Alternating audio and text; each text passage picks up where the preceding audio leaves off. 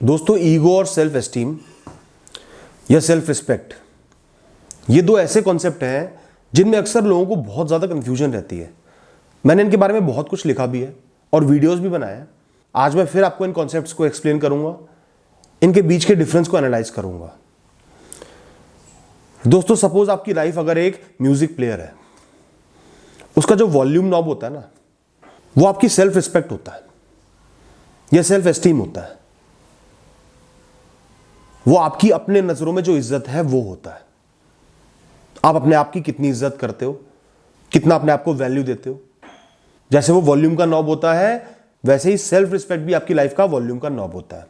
अब अगर आप वॉल्यूम को फुल कर दोगे, बिल्कुल फटी हुई तेज आवाज आएगी, कान के पर्दे फाड़ देगी, बहुत बुरी लगेगी, उस गाने को सुरों से चीखने पे ले जाएगी, बड़ी इरिटेटिंग होती है ना, और समझ में भी नहीं आती। तो दोस्तों, वही ईगो है।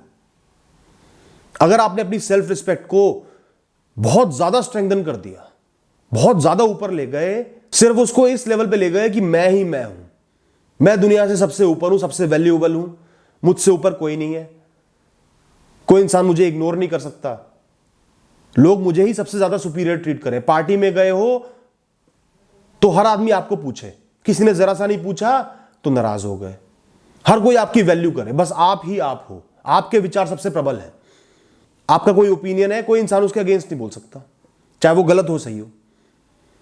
तो दोस्तों, ये है ईगो।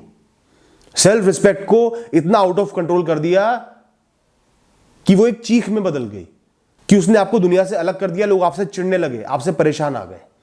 अब दूसरी दिक्कत आती है जब आपने वॉल्यूम बिल्कुल खत्म कर दी, म्यूट कर दिया, यानी कि सेल्फ रिस्पेक्ट को बिल्कुल जीरो कर दिया। वो और बड़ी प्रॉब्लम है। सपोज आपका बॉस आपको गाली दे रहा है, आपसे कोई गलती हो गई, सीधा उस इंसान ने आपको कुत्ता कह दिया, कोई भी गाली देती, या तुम जानवर हो, इस टाइप की कोई बात कहती 4 लोगों के सामने। उस जॉब की मजबूरी के चलते आपने अपनी सेल्फ रिस्पेक्ट को कॉम्प्रोमाइज कर लिया। जो आप अपनी खुद की इज्जत करते हो उस पर कॉम्प्रोमाइज कर लिया, उसकी बातें सुन ली और काम करते रहे। यह हो गई सेल्फ रिस्पेक्ट को खत्म करना। अब इसका क्या नुकसान है? जितने लोगों ने वो गाली सुनी होगी आपके लिए, वो आज से आपकी इज्जत करना कम कर देंगे। वो सब कॉन्शियसली समझ जाएंगे कि ये इंसान तो अपनी ही इज्जत नहीं कर सकता, अपनी इज्जत ही नहीं करवा सकता, ये मजबूर है, वीक है। और फिर वो भी आपको 4 बातें सुना देंगे। वो आपसे मजाक करने से पहले, बदतमीजी करने से पहले सोचेंगे नहीं। और आपका बॉस, वो तो आपको और 4 गालियां देगा। जितनी भी फ्रस्ट्रेशन आगे से होगी ना, सब आप पे उतारेगा। और यही आपने उनको सीधे मना कर दिया होता कि सर गाली नहीं सुनूंगा, काम कर रहा हूं, कर रही हूं, गाली नहीं सुनूंगा, इज्जत से बात कीजिए वरना मैं छोड़ के चले जाता हूं। यह बात आपने कह दी होती तो कोई भी समझदार बॉस होगा वो चुप लगा जाएगा, आपको आगे कुछ नहीं बोलेगा, आपको काम से निकालेगा नहीं, और अगली बार ध्यान रखेगा कि गाली गलौज नहीं करनी है। और कोई इतना सनकी होगा कि आपको निकाल देगा तो अच्छा निकाल दे। बेइज्जती से, अपनी सेल्फ रिस्पेक्ट पे कॉम्प्रोमाइज करके, तिल तिल करके घुटने से अच्छा है वो नौकरी छोड़ दो। सेल्फ रिस्पेक्ट अगर जीरो हो गई तो जीवन बेकार है। ना आप खुद की इज्जत कर पाओगे, तिल तिल करके घुटोगे, अपने से नजरें नहीं मिला पाओगे, लोगों से नजरें नहीं मिला पाओगे, नजरें झुका के चलोगे। ऐसा नहीं करना। अपने एक लेवल को मेंटेन करना है।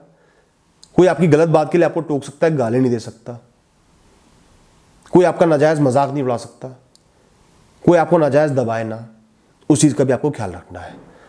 तो दोस्तों, ये जो वॉल्यूम का बटन है ना, नॉब है, ना तो ये फुल पे होना चाहिए, ना ये 0 पे होना चाहिए।